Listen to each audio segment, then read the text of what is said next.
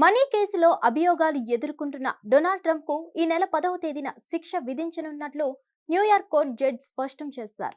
America అధ్యక్షుడిగా ఎన్నికైన Donald Trump కు తాను శిక్ష విధిస్తానని, కాకపోతే దాన్ని అనుభవించాల్సిన అవసరం లేదని, ఫైన్ కూడా చెల్లించాల్సిన అవసరం లేదని చెప్పడం గమనార్హం.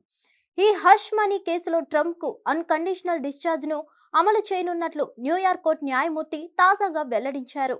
అమెరికా అధ్యక్షుడిగా ఎన్నికైన డొనాల్డ్ ట్రంప్ కు పోర్న్ స్టార్ కు చెందిన హష్ మనీ కేసు మాత్రం వీడటం లేదు. ఈ హష్ మనీ కేసులో డొనాల్డ్ ట్రంప్ అభియోగాలు ఎదుర్కొంటుండగా ఈ కేసులో వాదనలు ముగించిన కోర్టు జనవరి 10వ తేదీన తుది తీర్పును వెలువరించనుంది.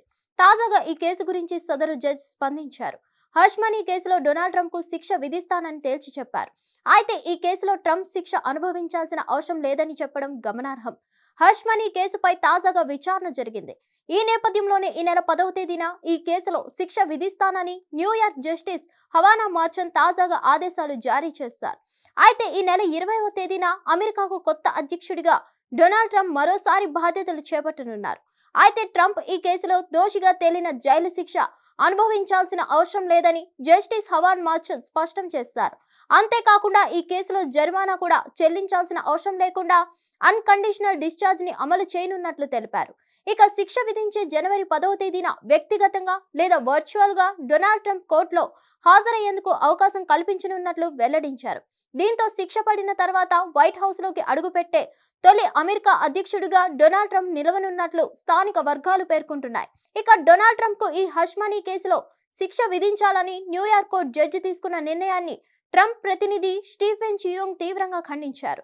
చట్ట విరుద్ధమైన కేసును వెంటనే కొట్టివేయాలని ఆమె డిమాండ్ చేశారు. అయితే పోర్న్ స్టార్ స్టార్మీ డానియల్స్ కు సంబంధించి హష్ మనీ కేసులో ఇప్పటికే ట్రంప్ దోషిగా తేలారు. ఈ కేసులో 2024 నవంబర్లోనే న్యూయార్క్ కోర్టు శిక్ష విధించాల్సి ఉండగా అదే సమయంలో అమెరికా కొత్త అధ్యక్షుడిగా డొనాల్డ్ ట్రంప్ ఎన్నికయ్యారు.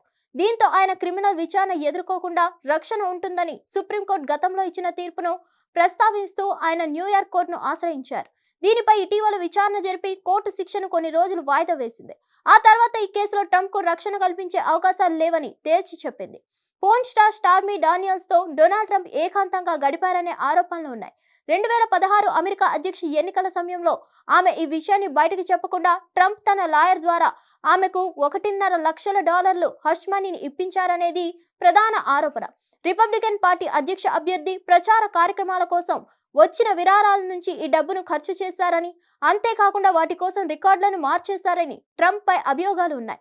మొత్తం 34 అంశాల్లో ట్రంప్ పై నేరారోపణలు నమోదు కాగా 6 వారాల విచారణ తర్వాత ట్రంప్ పై మోపిన అభియోగాలన్నీ నిజమేనని 12 మంది జడ్జీలతో కూడిన ధర్మాసనం ఏకాభిప్రాయంతో సంచలన తీర్పు ఇచ్చింది. ట్రంప్ తో గడిపింది నిజమేనని స్టార్మీ డానియల్స్ కోర్టుకు వెల్లడించింది.